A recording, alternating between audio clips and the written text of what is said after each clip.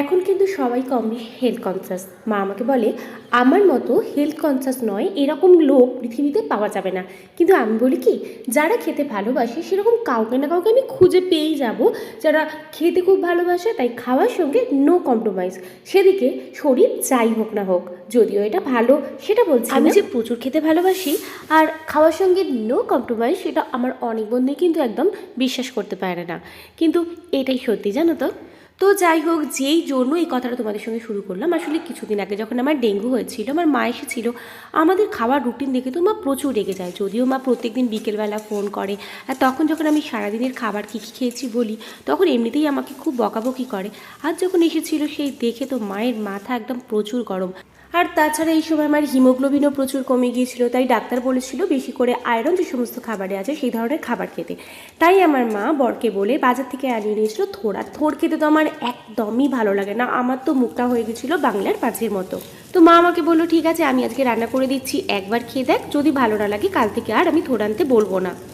জানো তো, এই থোড় কিন্তু ভীষণ ভীষণ ভীষণই উপকারী। থোড়ে রয়েছে পটাশিয়াম আর ভিটামিন B6, আর B6 আমাদের রক্তে হিমোগ্লোবিনের পরিমাণ বাড়াতে সাহায্য করে।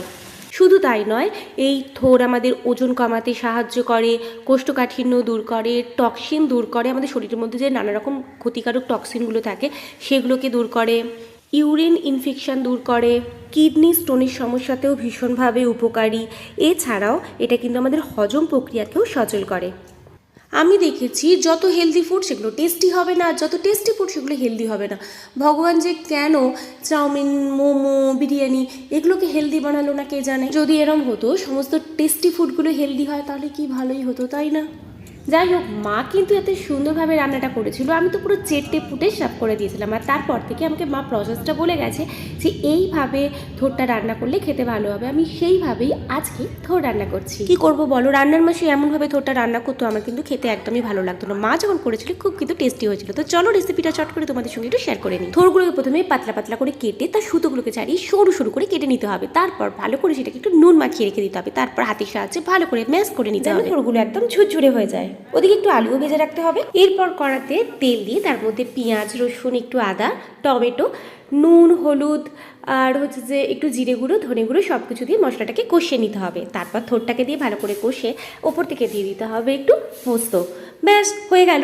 আর এর সঙ্গে যদি একটু চিংড়ি মাছ দিতে পারো তাহলে তো আরও টেস্টি হয়ে যাবে। দেখলি তো, কখনো কখনো হেলদি খাবারকেও আমরা কি সুন্দর টেস্টি বানিয়ে নিতে পারি। আজকে রান্নাটা তো অবশ্যই আমি মায়ের সঙ্গে শেয়ার করবো। যদিও ইলিশ মাছ হয়েছিল তবুও থোড় রান্না দেখে মা তো খুশি হয়ে যাবে।